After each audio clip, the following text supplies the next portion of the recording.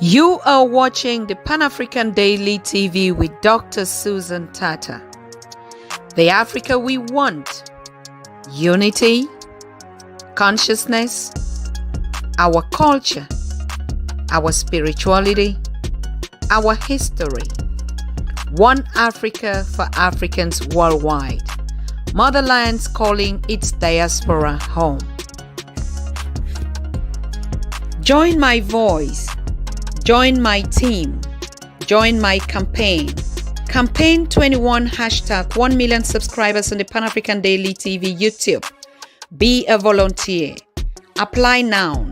Be the new Africa.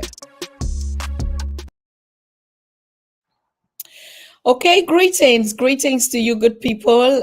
Once more, it's a pleasure to have you here on Pan-African Daily TV. I hope you can hear me so sound and clear because today we have a very special guest. As you all know, we announced it, in the past days, and everyone is already looking forward and so excited. And Prof is right here in the studio with me. I just want to give out some guidelines on what we'll be talking about today, but he's going to tell you everything. But I want to salute all of you that are joining. If you're joining, please make sure you're sharing because today is that day. We say in our Cameroon, like I say, Papa Ele, yeah, you're like, Prof Ele, yeah, you're like, he's right here with us and he'll be sharing a lot of perspective on every little thing since he left us. Since he was busy, we'll just take him back to where he left us and to where he is now. So there'll be a lot to discuss. You have to listen carefully and you can raise your comments in the chats like we usually do. And for those who have questions, please drop them. I'll bring it to his attention. We might take some calls depending on the conversation, but it's going to be a really not a debate, as you know, just information and education. What Prof has to educate us on the situation of Africa in the world today. So please welcome with me Professor Pielo Lumumba, the champion, the most powerful. You can feel me, isn't it? The most powerful. It's not only the most powerful African, he's the most powerful man in the world as we speak right now. Do you want to argue? Prove it. Okay. So we're so happy to have him educate us, inform us, and actually caution us or teach us what we should be knowing or what we need to know as it has to do with Africa. So there's just a lot to do and a lot to share. So let me bring Professor on this Pan-African Daily TV with Dr. Susan Tata. Please put your hands up and a standing ovation for Professor P.L. Lumumba. He's right here in the house. Yes. Like I said, thank you very much, Dr. Susan Tata.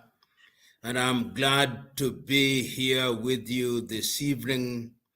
As I grow older, I only share my thoughts. I don't educate, I don't lecture, I only share my thoughts in the knowledge that nobody has the monopoly of knowledge and wisdom. But I'm glad to be here to talk about the mother continent. Wonderful. Prof, we miss you so much. As a matter of fact, before we go into the mother continent, we want to know first about you personally. How are you doing, Prof? No, we are well. We are well. We've been traveling across the continent of Africa. As you know, we are through the foundation now present in 50 African countries. We have in the last 1 year initiated the African Investment Group. We have had occasion to visit the president of Malawi, President Chakwera, with Africans drawn from different parts of the continent. And our whole idea is that beyond what we say, we must now begin to invest in Africa. And I'm happy to report that out of that interaction, we now have people investing in agriculture, we have people investing in oil and gas, we have people investing in artificial intelligence, we have people investing in education. And I think that that is what Africa needs, particularly if we want to give practical meaning to the promises we have made to ourselves in Africa Agenda 2063 and Africa Continental Free Trade Area. So very much under the radar, we are engaging. And the beauty is that we are not only engaging within the continent, but we are also engaging Africans in the diaspora, whether they are in Europe, whether they are in the United States of America, Australia, or in the Caribbean. Everybody is getting engaged. And the beauty is that that is what will give birth to what we desire, a strong Africa. A strong Africa, indeed, Prof. We followed you, I mean, on the Pan African Daily. That's what we do usually. I mean, when I called even to schedule this appointment, you told me you were in Lagos on a training and something. I mean, like the expansion of the leadership training is also part of the Agenda 2063 that you're carrying on with the foundation, isn't it? Yes, indeed. You know, one of the things that we don't talk about in the continent of Africa is the human capital. Yes. The tendency in Africa is to talk about natural resources, the gold that we have, the cobalt that we have, the lithium that we have, the national parks that we have, but we never talk about the human beings that we have. And one of the things that we want to emphasize is that Africa's greatness is not going to be found in those secondary things, but in the men and women that she has. And there is no shortage of good African men and women. If you go to different parts of the world now, outside of the continent, go to the United States of America, and you find there are nearly 10,000 specialist doctors in the United States of America of either Nigerian, Cameroonian, or Ghanaian extraction. You come to Europe, you find the same thing. Go to Australia, you find the same thing. And yet we do not talk about these men and women. And we are of the view that if we created conditions in the continent of Africa, all these men and women would want to come back to the continent of Africa.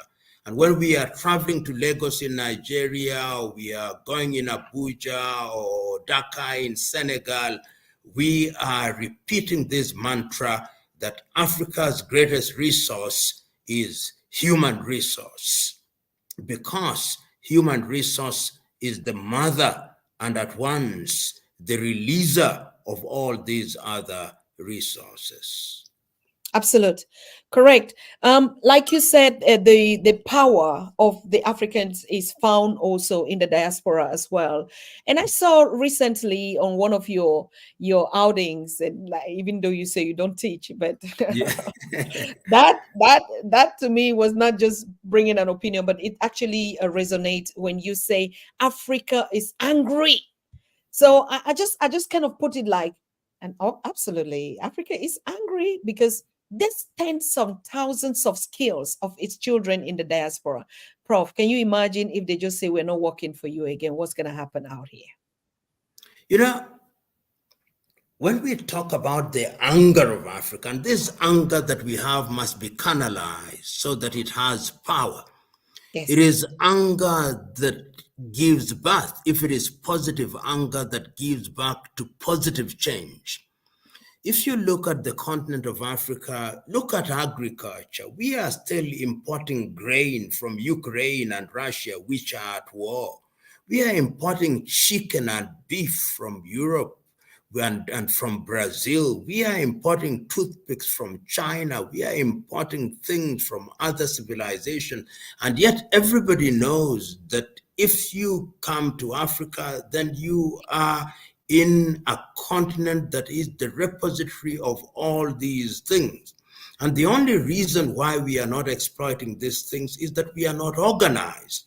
Yes. And we have individuals whom we call leaders in the political class, whose only greatest claim to fame is that they are bleeding the continent and stealing from Africa on an industrial scale.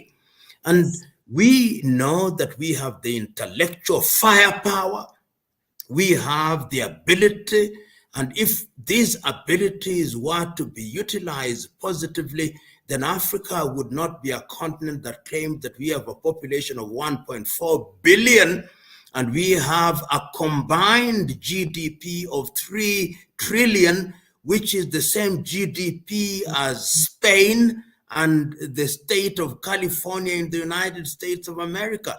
We should be competing up there with China at 14 trillion and the United States of America at 21 trillion. Then we would make sense. But that is not going to be realized through prayer and fasting.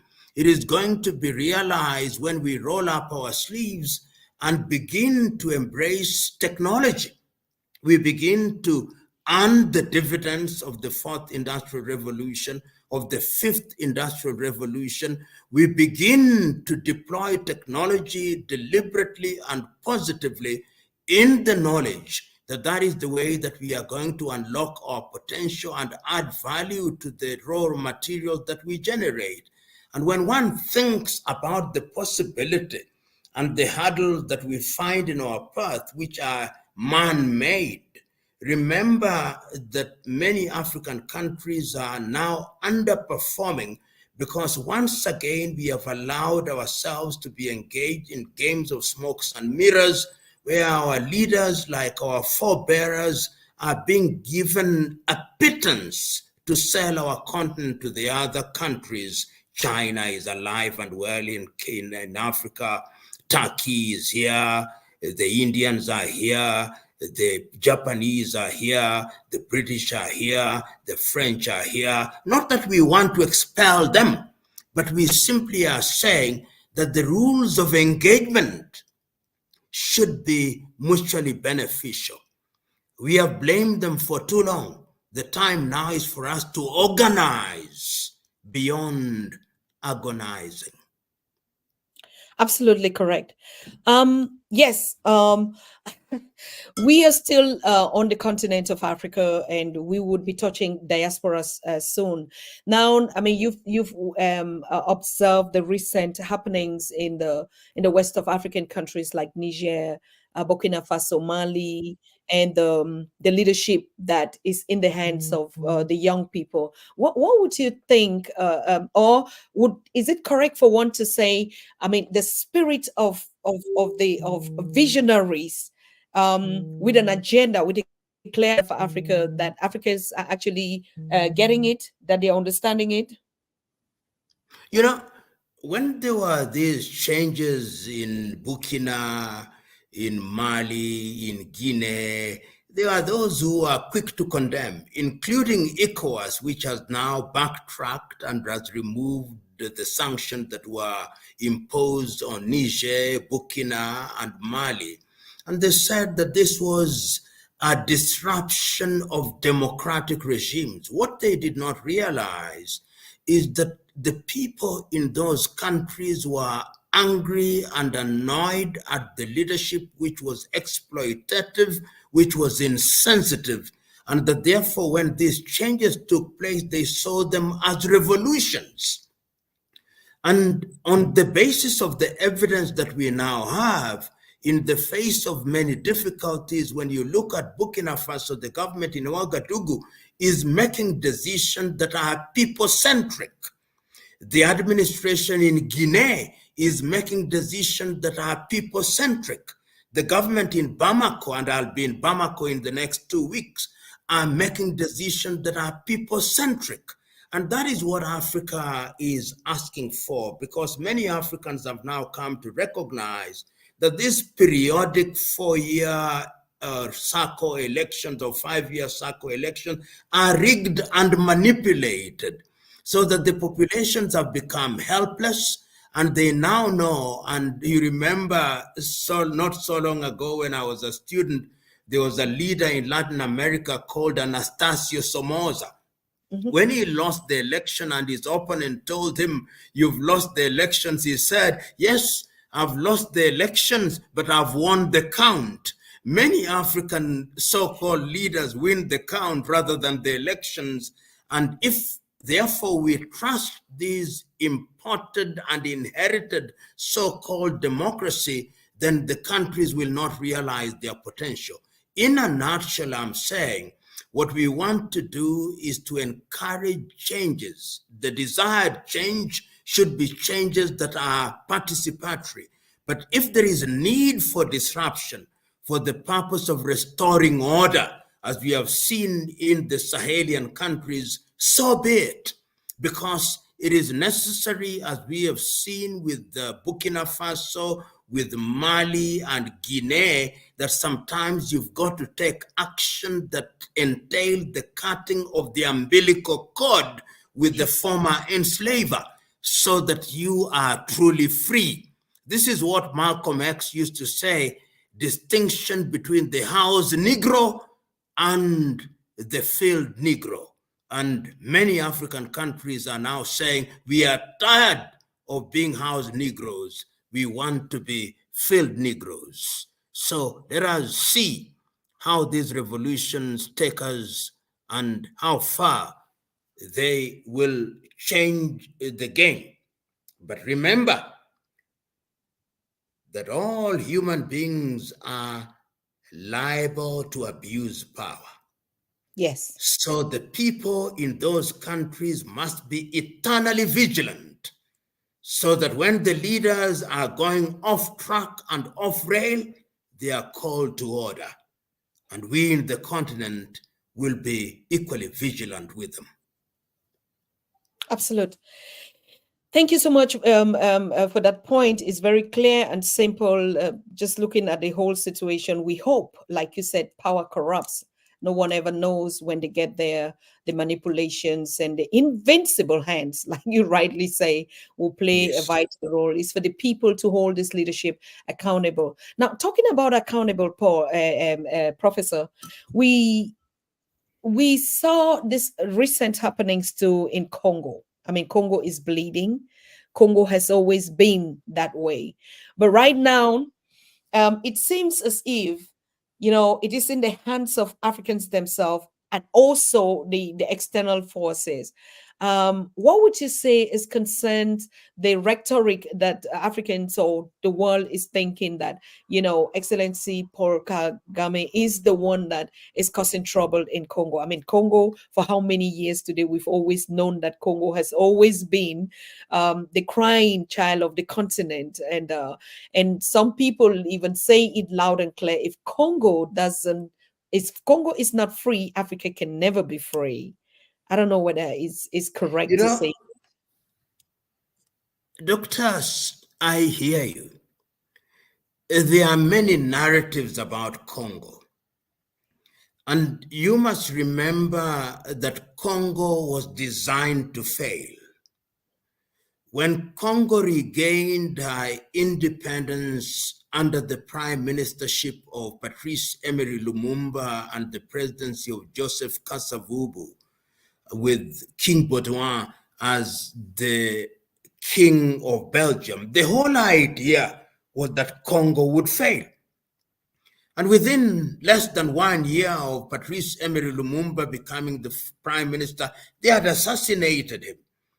And that script has continued to play with the Mobutu administration, with the Kabila administration, and now with the Tshisekedi administration. Remember, when we talk about Congo, this is a country that is the size of the entire Western Europe. And if you go to the eastern part of Congo, it has one of the busiest airspaces anywhere in the continent of Africa. In other words, the instability of Congo is important for the economies of certain European countries and certain European individuals. It is very easy to blame players within the region. It's very easy to blame Rwanda. It is very easy to blame Uganda. But Julius Nyerere of Tanzania, when he was still alive and was one of the mediators, made this very important statement. He said, when we say that the Tutsi in Congo are Rwandese, we miss the point. The Tutsi in Congo are the victims of the Berlin Conference. They found themselves in the territory that we now call Congo or Democratic Republic of Congo, so they are Congolese. And what they have been asking for is to be recognized as such. And in order to resolve the Congolese problem, one of the things that some of us have recommended to the leadership is call an all Congolese conference. Yes. Where all the ethnicities, all the combatants, there are over 133 combating groups in Eastern Congo alone, convene a meeting of all of them and ask the simple question, how do we want to govern Congo? How do we want to restore peace? How do we want to ensure that we live in peace and in diversity? But as long as we continue to label others as Rwandese, others as Congolese, others as Katangese, others as Kivuans, then we are missing the point. And this is where I think that the African Union has been very weak, because the African Union speaks with both sides of the mouth in order to be politically correct.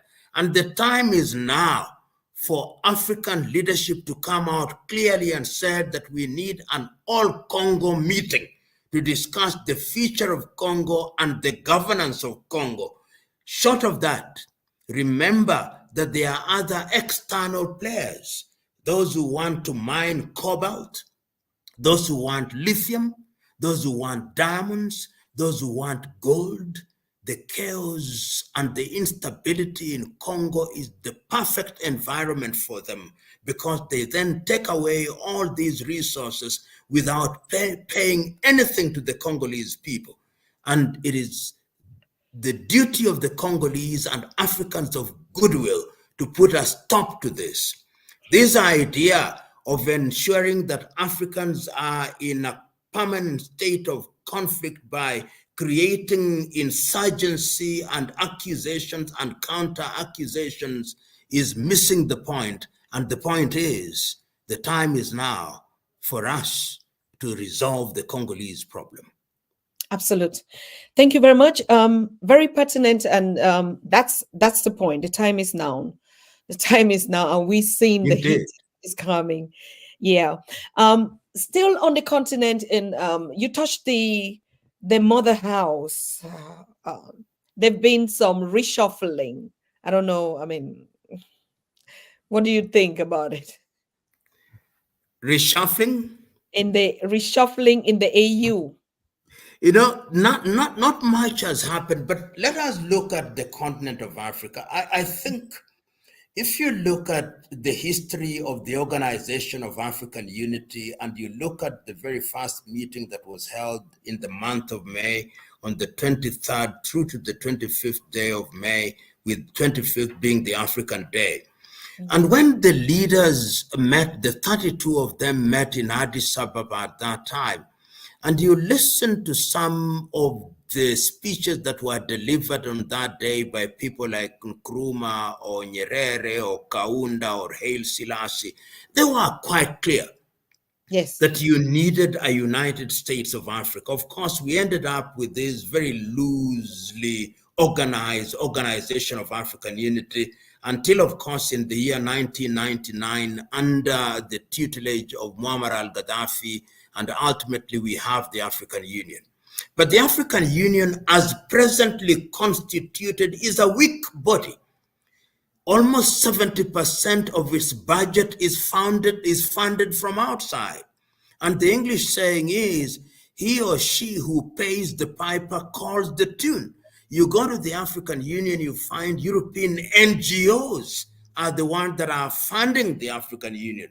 The headquarters of the African Union itself is built by the Chinese, ostensibly for free, but there is no free lunch. Yes. Right now, we are creating a situation where some individuals think that the positions in the African Union are retirement sites for politicians. If we want to treat organizations as important as the African Union as retirement sites for politicians, then we are missing the point. The African Union needs men and women who are committed to the African project, men and women who are clear in their mind that Africa can only be great if she recognizes what is in her best interest. And in this regard, I must say that, in my view, some of the most effective African leaders at the AU Commission in the recent past have been Nkosazana Dlamini Zuma of South Africa and Jean Ping.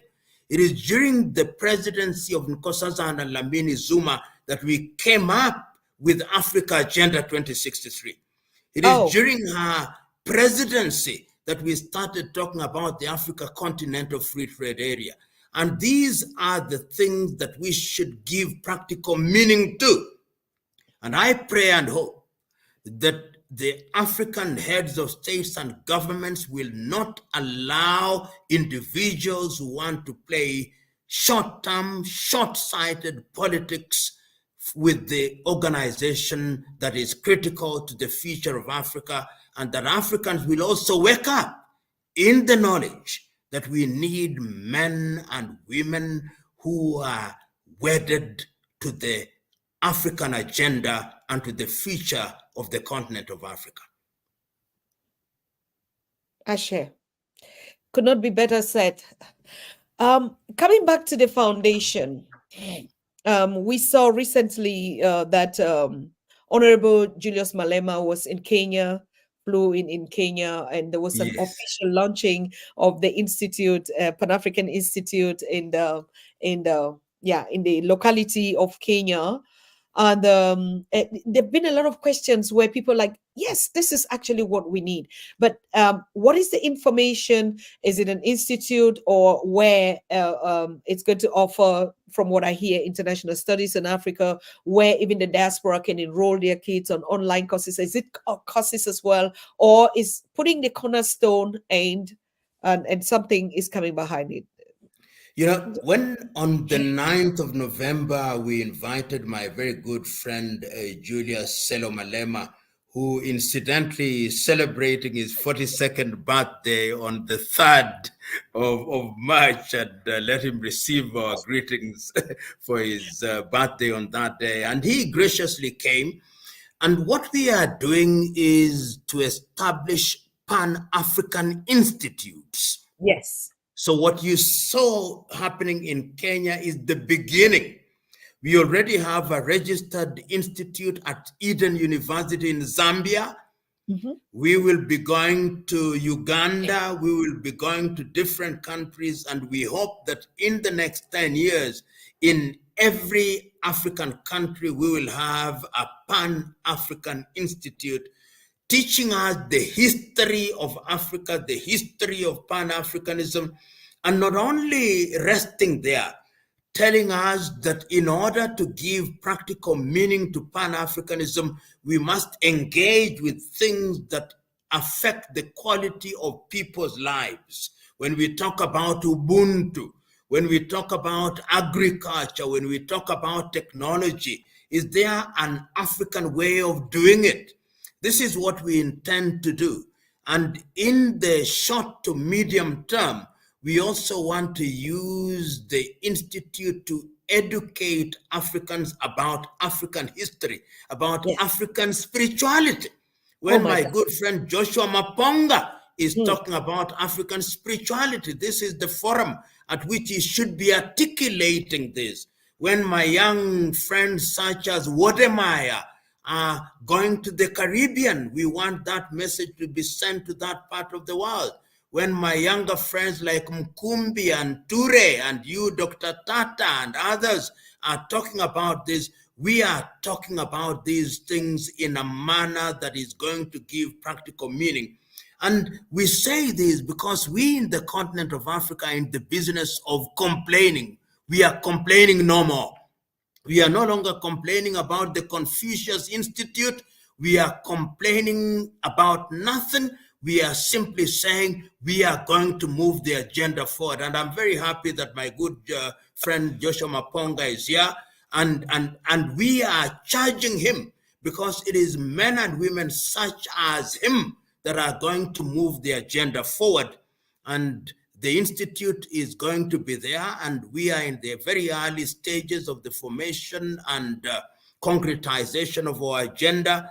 And any individual who has good ideas, this is the time. We do not claim to have monopoly of knowledge or wisdom. We are saying we have created a platform at which we will share ideas and energize each other.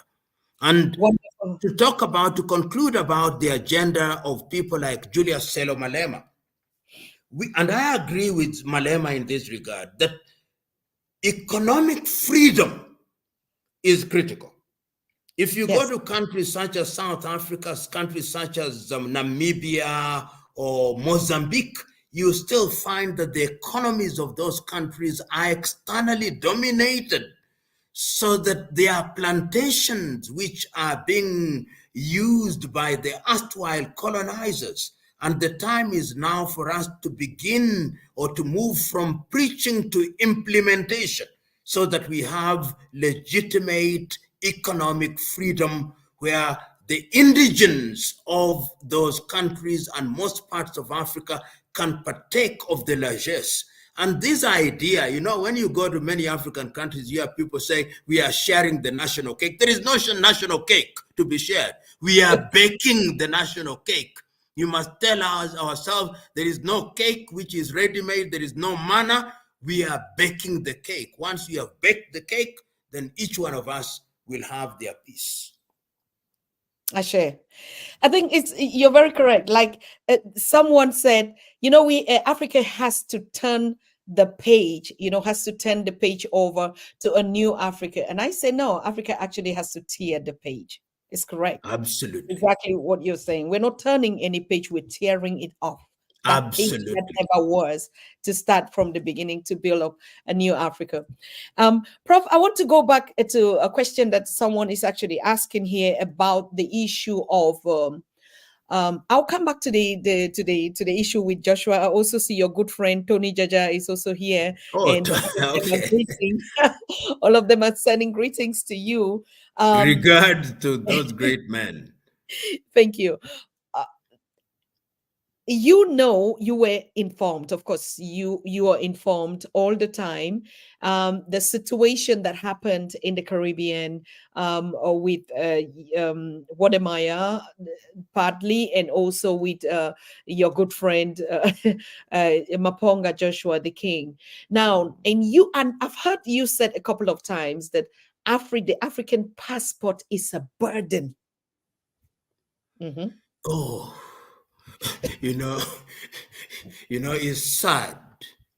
If you carry a Kenyan passport, Namibian passport, Zimbabwean passport, Zambian passport, Ugandan passport, and you go into any part of Africa, you go into the United States of America, it's as if you have, permit me this saying as a term of art, it's as if you have the mark of Cain upon your forehead, for purposes of identification to be avoided. And this is because African countries are weak. Yes. Malcolm X said in 1960s that as long as Africa is weak, Africans, wherever they are in the world, will always be weak and will never be respected.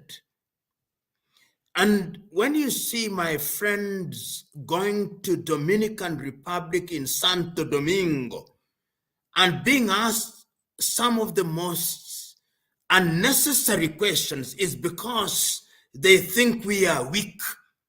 One of the things that they don't realize is for an African to take an aircraft and to be in Santo Domingo, yes, that African is not desperate.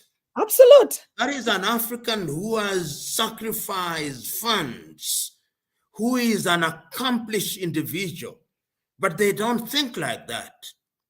But this racism is systemic, and our kith and kin in the Caribbean must now begin to work with us.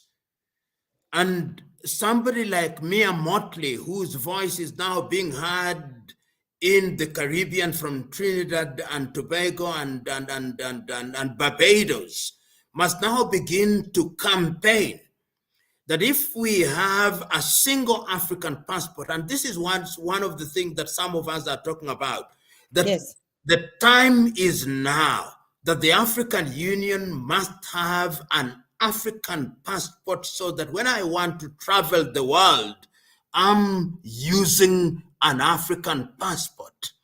And there are men and women who have now demonstrated by what and did that they are Pan-Africanists. They are sacrificing limb and many other things to advocate for things that are African, that are African. And these are the individuals who should be the first recipients of the Pan-African or the African passport, so that we can travel the world. So that my friend Maponga can travel the world, Wademaya can travel the world, you can travel the world, Tata can travel the world, and there are many other Africans who can travel the world, because these are latter-day missionaries and evangelists who are going to the world to spread a message to the world that there is a new thinking and new beginning.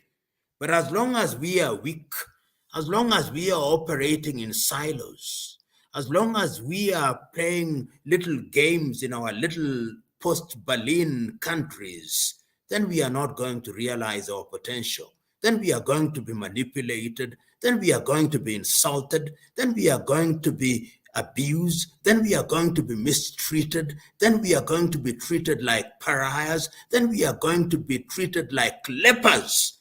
And it is us to stop it. And it's through such media that we are going to do it. It is not for the faint-hearted. It is not a sprint. It is a marathon, but yet we must run the race in the hope that even if we don't succeed now, generations yet to be born will receive the baton and run with it. I mean, from every indication, we're succeeding because, Prof, you actually would agree to the fact that if you give 10 years ago, I remember when you came to Tübingen at the Africa Festival, and you said exactly this point. We never even knew that, the world was going to change so rapidly and so fast. When you told Africans, don't be comfortable in somebody's home, fix your own. Don't be so comfortable. And I think the message is still resonating. After that, you've seen the way Africa is in terms of even on social media platform. You think there's a difference, isn't it? I think so. Sometimes we judge ourselves too harshly. Yes. And I think there is wisdom. As Chinua Achebe once said in his famous book, Things Fall Apart, when the lizard jumped from the high Iroko tree and it found itself on the ground, there was nobody to praise it. He said, I've done a great job. I've done a great job. There are strides that have been made.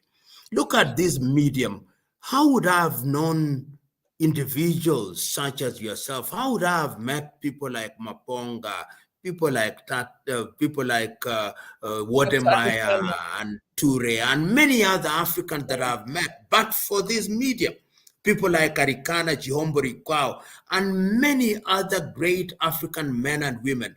You can now see that there is some kind of coming together. Yes. And this coming together is the beginning of something that is new. And many times I've told people when they are inviting me to different fora and I am not able to come, I say, if Maponga is there, I'm there. If Wadema is there, I'm there. In other words, there is a successor generation. So, yes. In other words, we are now creating an army. And that army is beginning to speak the same language. And that army is sacrificial. That army is targeted. So I can't agree with you more that in the face of very many hurdles, we are beginning to gain traction. In the face of very many hurdles, we are beginning to gain ground. And it is important that we continue to energize one another And that is why I look forward to the day, as I've said many times before, that this particular medium will be as big as CNN, as big as BBC, as big as Al Jazeera. And let me tell you, if our eyes remain focused, it shall come to pass, because we need to tell our story. Telling our stories, it's I want to come back. I don't know if you watched the conversation or the speech that your friend Honorable Sella Malema Julius made in Ghana. Yes. I mean, of course, you were supposed to meet in Ghana, but he came later, and he made. Yeah, he came later, and at least he spoke. Of course, at least he spoke. We were not allowed to speak. Exactly. At least he spoke. And he spoke for us. Yes. Did you watch that speech, Prof? Yes, indeed. He said something, and this is really about the changing of the narratives that we begin to see. Like you say, we're coming together. He made very interesting points about the One Africa agenda, about Ghana and South Africa, how they learned from Kwame Nkrumah during the times of apartheid to be able to be strong. He talked about this One Africa Ubuntu-ness and the spirit of oneness. And the one thing that he mentioned there was these barriers and this colonial gate that we still have. And he said, if Africans were clever, we used to, in those days before the gate where we have to show passports and everything, Africans were walking in streets, on rivers, on the hills to be able to connect with one another. That is that kind of a spirit of a revolutionary that is uniting not only the young, the old, and the middle classes. Am I right? You know, this message that is articulated, and in my view was articulated quite ably by Julius Malema during his that visit to Ghana, is one that is evergreen, because it is informed by a proper understanding of the historical realities. And sometimes when we go back to history and we remind ourselves of what Nkrumah said, we remind ourselves of what Nyerere said, we remind ourselves of what Ayanga Mugabe said, what Ayanga Nkomo said, what Ayanga Savimbi said, what Ayanga Amilcar Cabral said, and all those stalwarts, Samora, Moses Machel, and all those. We are simply telling ourselves that we know what ought to be done. But the tragedy that we have in our midst is that in Africa, there are always fifth columnists whose agenda is to torpedo what good we are engaged in. That is not unique to Africa. That we must also realize. In every civilization, there'll always be fifth columnists who want to undermine the good that is being done. And I am saying that knowing as we do what we ought to do, it is now our duty amidst the difficulties that we have to keep our voices alive. And it is not going to be easy. It is not for the faint-hearted. And the very fact that these voices are now resonating throughout the continent of Africa, when you travel to Africa today, you hear the same message from different people. You hear their hunger and the thirst for this message. When what happened in Burkina, when what happened in Mali, when what happened in Guinea, when what happened in Niger, you could hear it resonate with men and women of goodwill. And when you hear these individuals talking with the kind of courage and boldness that they have, when I hear Mia Motley talking in Barbados, when I hear people from St. Kitts and Nevis talking the way they are talking, when I hear my friends from Ambazonia, with whom I converse every other time, talking about the need to change the narrative, it tells me only one thing, that ours is to organize and to plan and to know what we reveal to the public and what we don't. Because part of our problem also is that we lay all our cards on the table so that our enemy is always able to predict our every movement. And I think the time is now to know what should be on the table and what is under the table, what we say publicly and what we don't say publicly. What we say publicly should only be energizing. It should be the tip of the iceberg. The iceberg should be hidden. Correct. Professor, when I knew you, I mean, started following you, it was all about the need for good governance on the continent of Africa. It was very strong, it was clear. And I think you moved from that shift of talking about the need for it into being actually the leader that you want, and not just talk but to do the work on the ground, like you step down and you started doing it. And in these times we've heard you really actually not pay too much attention on the leadership of the existing leadership. Of course you've articulated, just by, but that's not really like 90% of your agenda in this. Now you took up the mantle during the elections or the upcoming elections. We did some kind of like a survey on the Pan African Daily, and we asked, what would the young people, what are they looking for to represent, for instance, His Excellency Mohamed Farki? And everybody was just like, Professor PLO Lumumba, Professor PLO Lumumba. Do you think, honestly, that it would not be a bad idea if Africans would wake up and say Professor PLO Lumumba, and we'll get our veto there, that this is the time? It's very easy to keep on complaining. Yeah. And when you keep on complaining, then you become paralyzed and you become a mere irritant.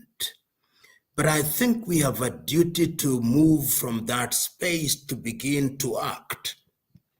But one of the things that one discovers, particularly with these established African institutions, is that the systems are rigged. They are rigged to ensure that they carry a particular agenda.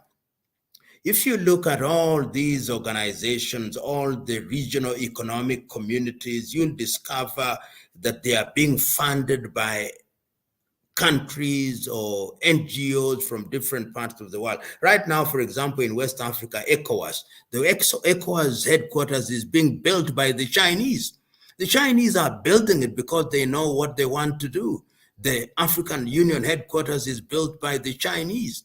And these countries have a long-term agenda.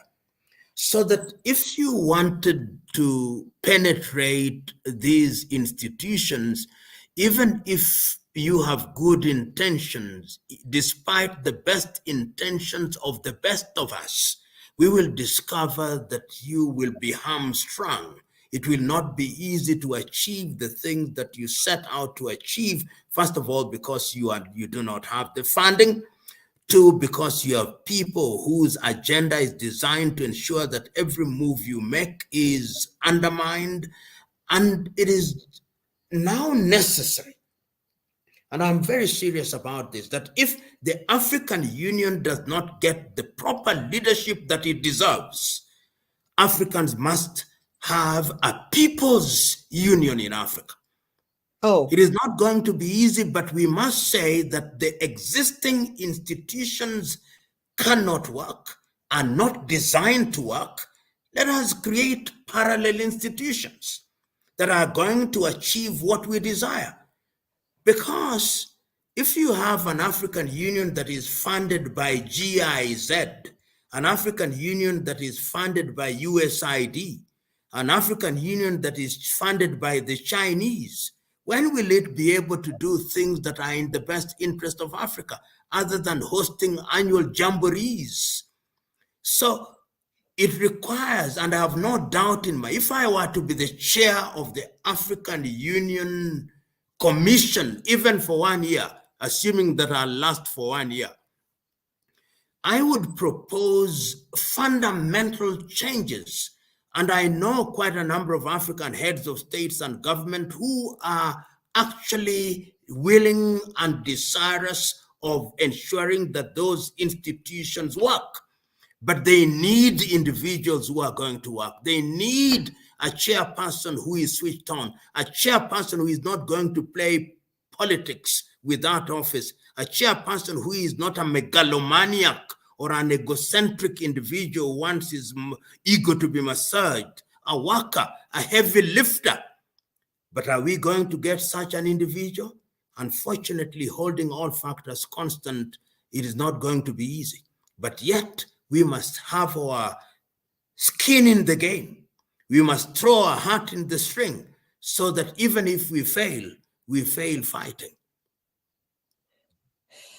Oh, that is hard, but it's doable. Even if we fail fighting.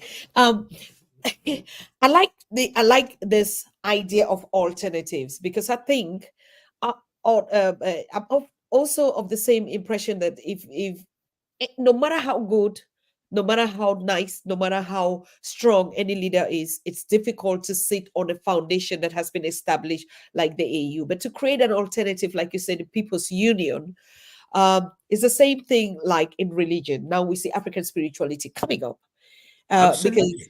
I think in the past we haven't given the African the possibility to discover something new or to try something new. So it has always been like it's a one-way street. Now the alternative is what is gradually would even challenge the status quo to see which one is stronger, isn't it? I love the challenge. Absolutely. Because, I mean, you and me went to schools where we were told that you are either Catholic or Anglican or Presbyterian or whatever. We, I mean, in the olden days, our mothers would even be reciting Latin Dominus vobiscum. They didn't even know what they were talking about. But we are now beginning, people like my friend Joshua Maponga are now beginning to remove the scales from our eyes and the wax from our ears. And we are beginning to see things from a different perspective. And that is what we need. Even in our daily lives, we want to hear messages that are telling us that everything is up for interrogation. Yes. Nothing is sacrosanct. Nothing is sacred. We are going to ask, we are going to inquire, and we are going to be satisfied only when explanations have been given to us which make sense to us. We are no longer going to allow people to pontificate to us. People are going to tell us that we are speaking like oracles and you've got to listen to us whether you like it or not. And I think that is that kind of inquisitiveness that is going to change the continent of Africa. If you permit me just to veer off a little, the reason Yes. why, for example, the Chinese are now beginning to make sense to the world in the economic arena is because they went on a different trajectory. That Yes. is why the Indians are beginning to make sense to the Western world because they went on a different trajectory. You cannot play football under the rules of rugby. It is impossible. Every move you make will be a foul and the referee will be whistling away and you never make movement. And this is what we must tell ourselves. And if we tell ourselves that, then we'll begin to change our tact in the knowledge that we have an agenda to be fulfilled. And that agenda is to make Africa great again, not through rhetoric, not through sentimentalization, not through romanticization, but by way of verifiable and evidence-based changes in the critical areas of human life. If it is education, if it is health, if it is agriculture, if it is technology, Africa must be in that space. Makes a lot of sense, and Africans are up to it. You are watching the Pan African Daily with Dr. Susan Tata, and live today we have Professor Pielo Lumumba, live from Nairobi. I think you're in Nairobi right now, Prof, isn't it? Yes, indeed. Okay, thank you. I don't want to say something different. We're coming back to just we're rounding up in this session, and you said something very relevant here. ECOWAS. And a lot of youths are asking the question. I see a couple of them asking here. Do you think it was a good move for Niger, Burkina Faso, and the others to step out of ECOWAS? And the second question, not question, perspective is when the blocks start falling apart, eventually it might come down to the one Africa that we're talking about.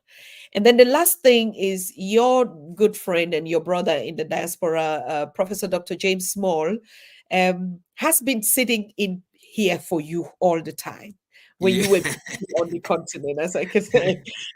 So each time when he comes here, he said, "My good friend, my brother, Yeah.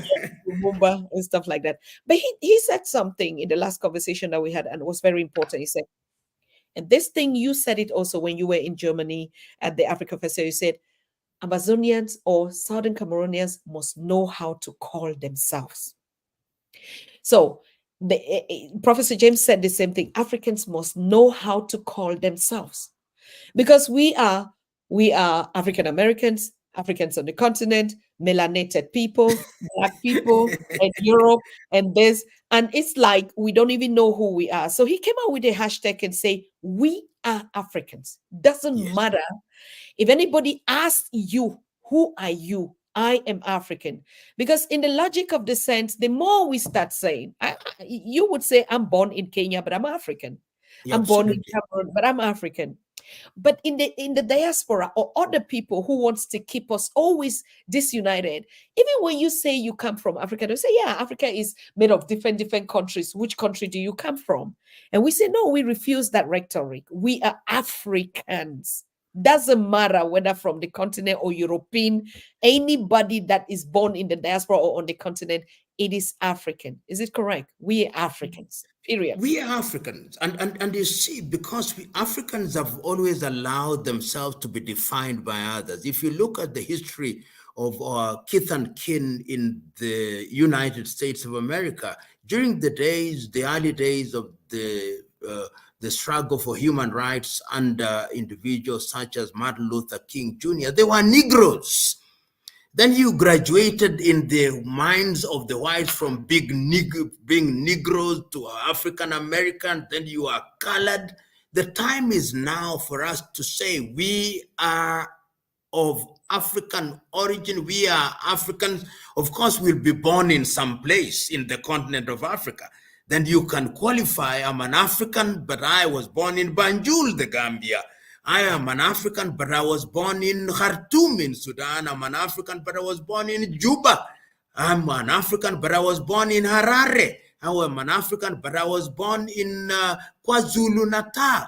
So that we have one way of defining ourselves. But we must also remember, when we define ourselves, we are using a foreign tongue, the English language or French or Portuguese, but we have our own way of defining ourselves. But because we have allowed these languages to dominate us, sometimes we think in the language, but always remember that you have your own tongue which defines who you are.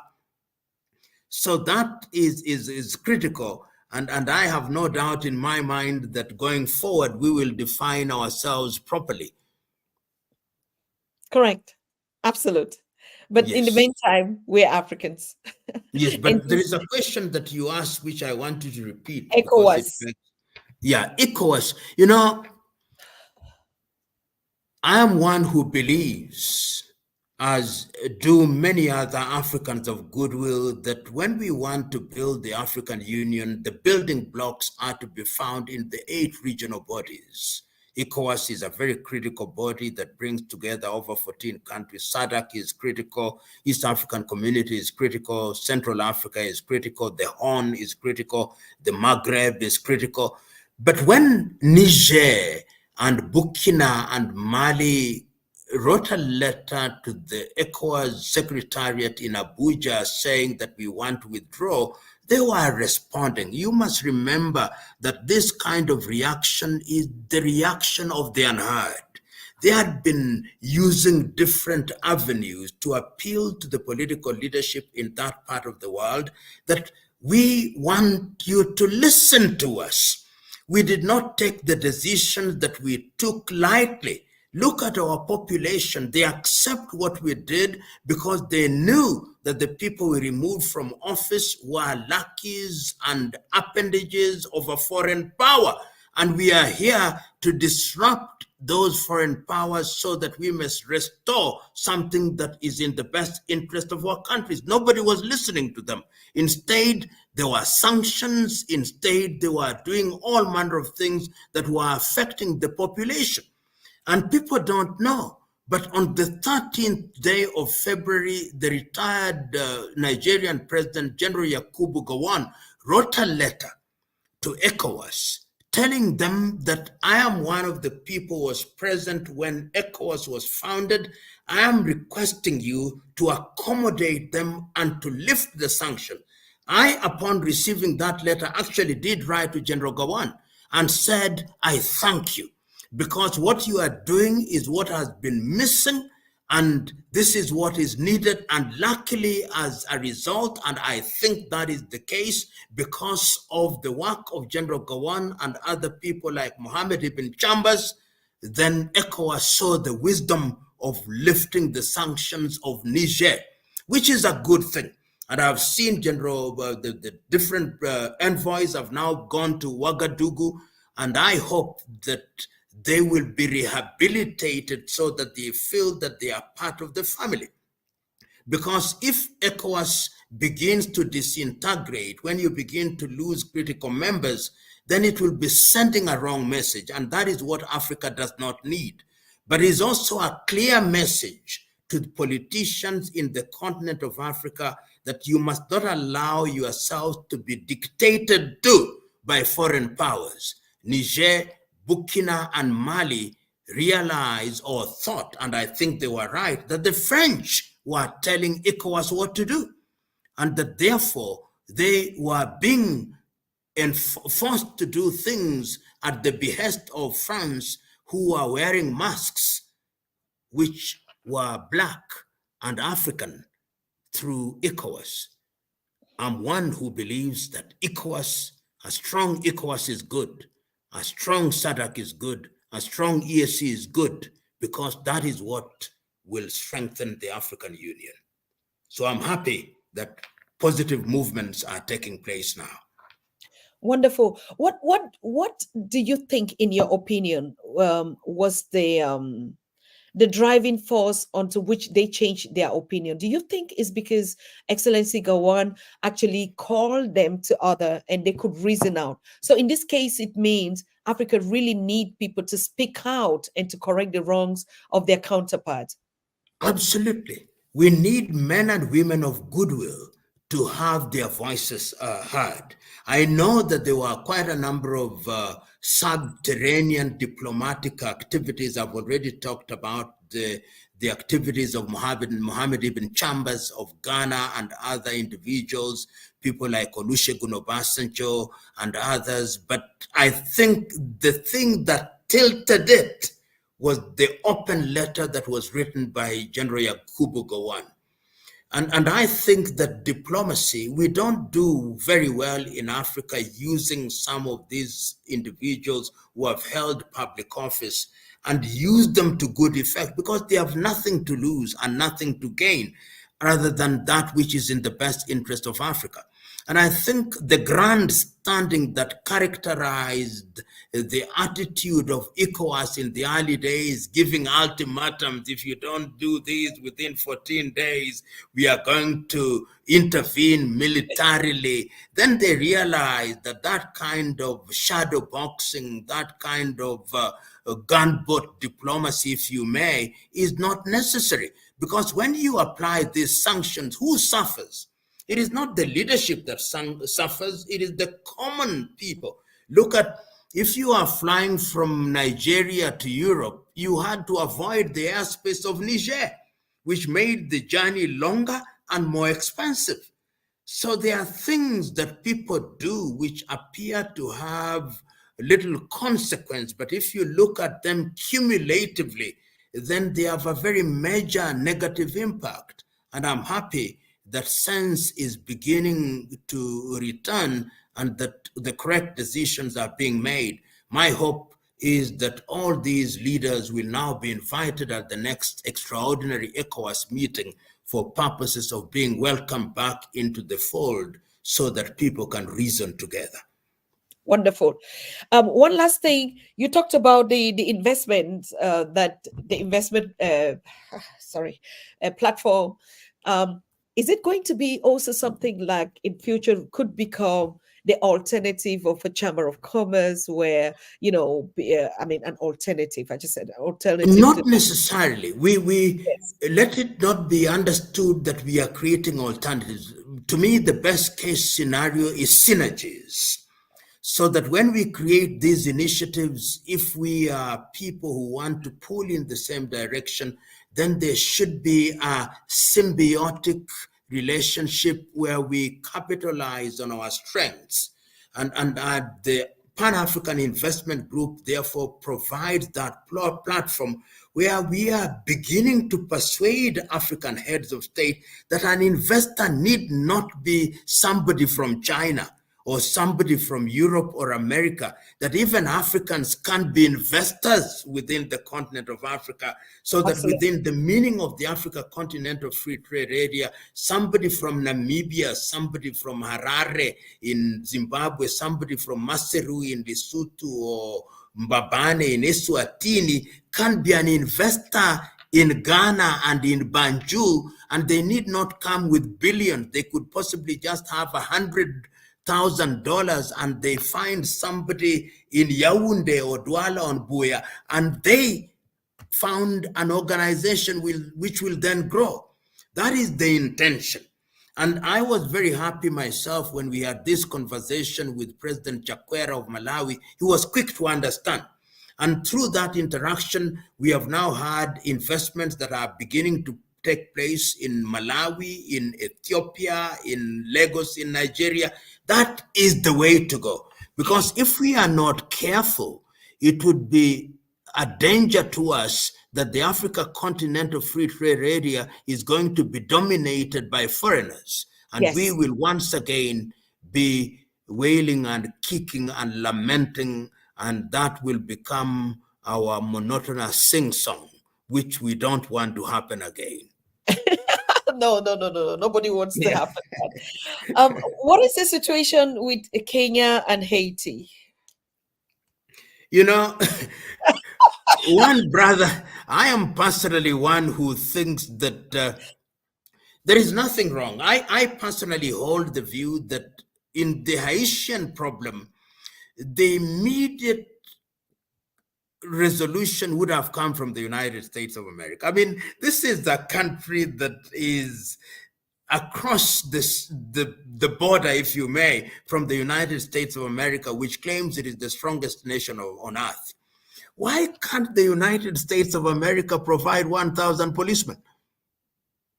If you want African policemen, you can find 1,000 in the United States police force. Why can't you go to the Caribbean and have that done? Why can't you go to Brazil and have that done? And if we are doing it, why approach a single African country? Why don't you ask for the African Union and we have a donation of forces from different African countries? I think that the Kenyan police force, and this is an ongoing thing, are being used by the United States of America to play the role that they don't want to play. Because Haiti is not a walk in the park. Gangsterism has become a way of life, has become a multi-billion-dollar industry. And when Kenyan police officers go there, they can't speak French, and if they do is a smattering of French, they will be shocked. They will be welcomed badly. So I think we had better assess ourselves very quickly beyond looking at the allowances that the soldiers or the police officers will be paid. And we had better say this very boldly. We don't say this boldly because we want to be politically correct. I sympathize with our kith and kin in Haiti, but I think that there are enough of us in the Caribbean, there are enough of us in Latin America to support them by having men and women with boots to go to Port-au-Prince.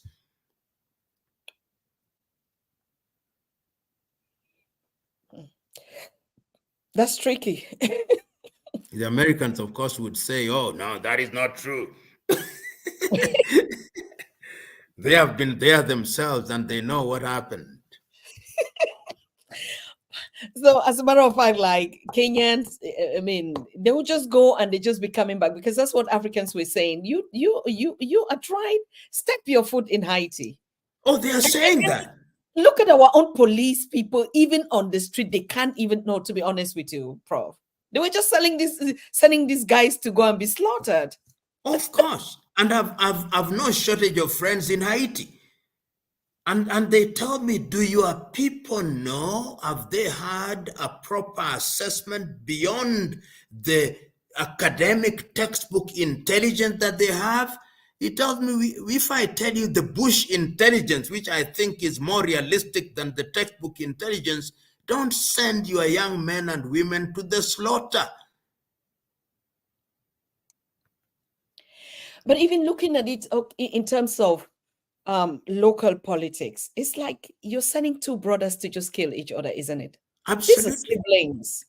I mean, I apart would from have myself expected that the United Nations would take a firmer position and say that if this is a mandate of the United Nations organization, then we have a mix of forces from different parts of the world. And if we think, as I personally do, that Haiti has become ungovernable, then make it a mandated territory of the United Nations to be governed by the United Nations for the next 25 years. And after we are satisfied that Haiti has been pacified, then we hold elections and allow the locals to run it. The international community is capable of enforcing such a thing by having a presence that is massive and overwhelming, and we simply take control of Haiti and it becomes a UN mandated territory for the next 25 years or such a period as will be determined by the UN from time to time. Then you pacify it. But to assume that there is some peace to be kept, what peace is to be kept in Port-au-Prince, where the gangs have taken over? My good friend Joshua Maponga was in the neighborhood in Santo Domingo, and he'll tell you from anecdotal history that it's not easy to stay in Port-au-Prince.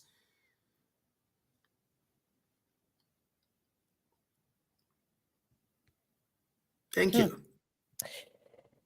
Thank you very much, Prof. I mean, it's been a wonderful pleasure to have you here Thank again. you very much. Yes, I And know it's very late out there now. Like, what time is in out there in Kenya?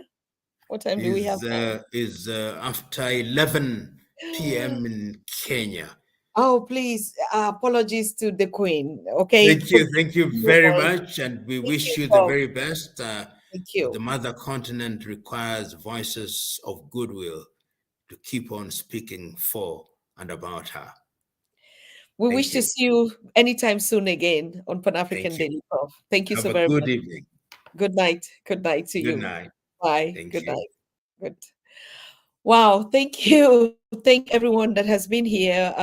We've heard for ourselves, and I think it was a good thing to touch base with Professor Pielo again, who is very active, as he told you, on the continent. You know, they're trying to set projects and measures that bring Africans together from different perspective, leadership, educating the young people, setting up business and investment ventures that would also give Africans the possibility to be investment of their continent. Why not? Why not? Why must it be only that we look for funding out of us? So Africans are able. You look, the simple Africans fly private jet. We have really wealthy Africans who keep putting their money into Dubai, into other countries. And this could be actually, if they are given the possibility, investors of the continent. Why not? And I truly love that. And I hope you also enjoyed it. And I think it was clear on the point. Some of the questions that I asked, I'm so sorry. You heard the time, and he's a married man, and tomorrow is work, so he has to, go to work tomorrow. So keeping him so late would have been disrespectful. But I want to thank you. I watched to most of your chat and questions.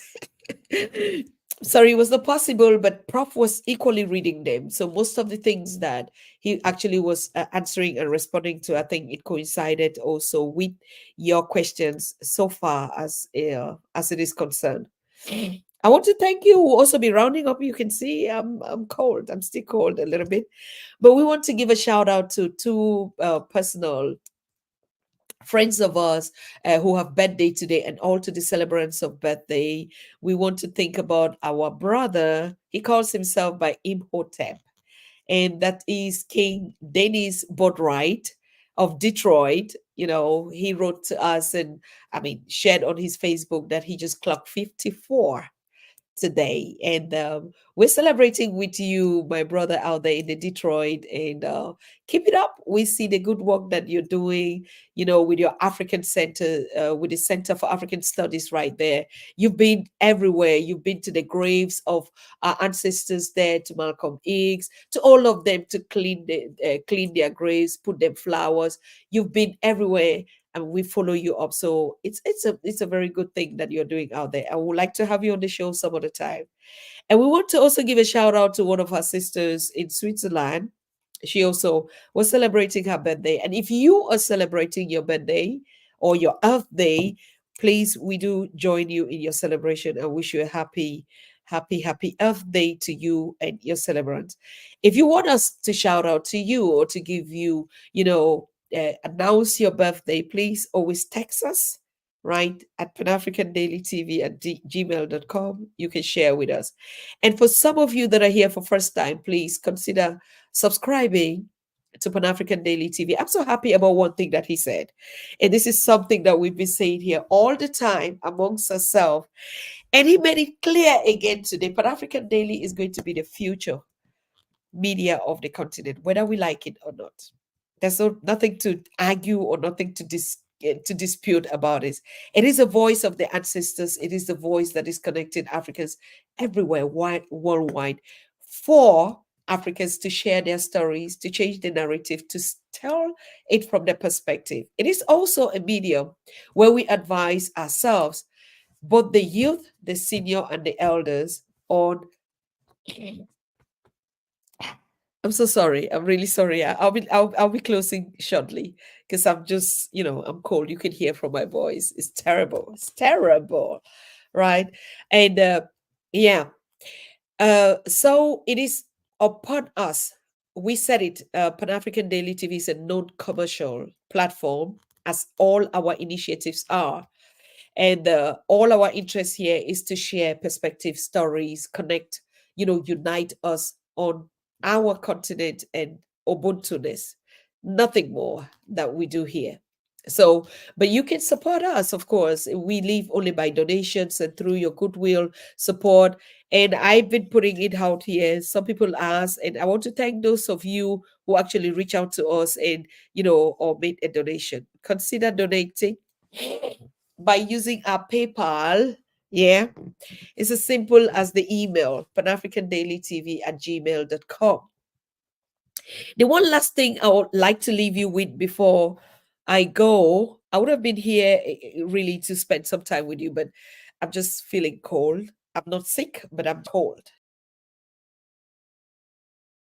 I want to give you as a message is we announced that we're going to be creating multi channels, and the channels are ready to go. I want to give a shout out and congratulations to to Patrick Kasarim, that has actually been the hands-on there ever since we announced it. So we have 6 channels, as a matter of fact, and yep, at some point in time, we will have to go through it with you.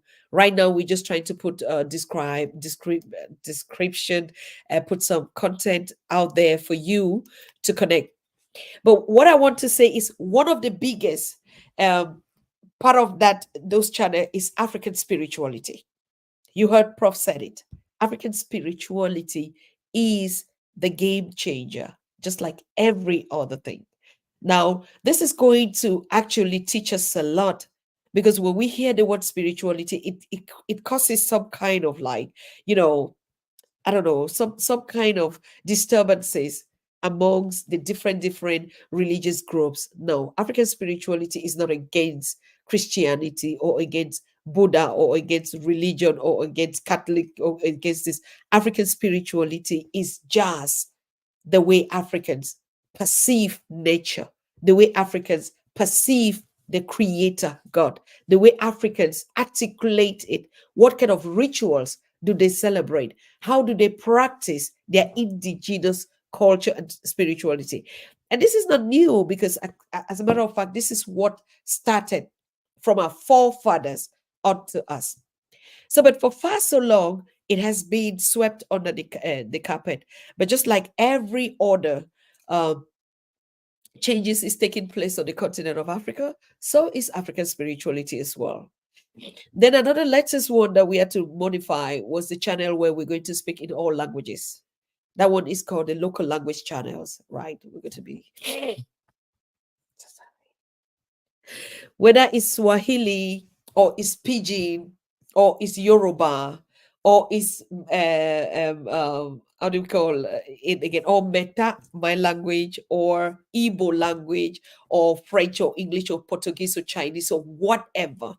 That channel is going to be, broadcasting only in the different local languages so that we can reach our elders who actually are not, like we say, speak all the time the colonial languages. So it's going to be a channel just for multi languages.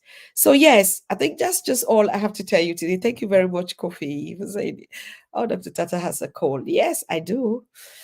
I do have it. The temperatures just dropped out here suddenly the next 2 days, and we're actually suffering from it. Thank you very much. Yes, our birthday boy is right here. That's the young guy. That's the young guy that just turned 4 and 5, right? Thank you, brothers, brother King Bodright. Thank you very much. And we celebrate with you.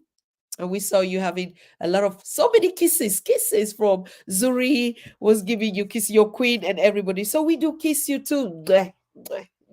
Okay. Celebrate your birthday. We celebrate with you. So enjoy. Depending on how I feel, tomorrow, I don't know if I'm not able to host. I think the young executives will be here with their program. Yeah. Now we have, Chui. Thank you, Chui.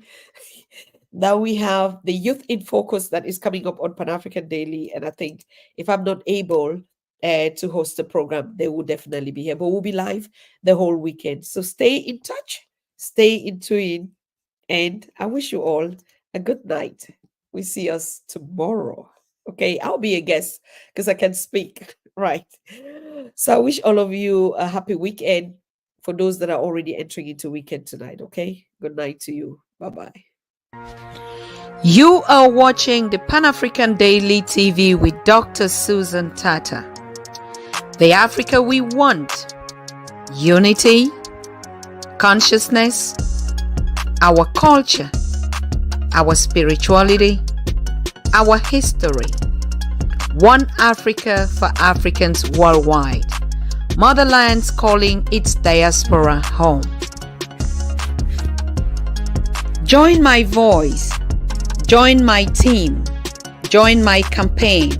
Campaign 21 #1 million subscribers on the Pan-African Daily TV YouTube.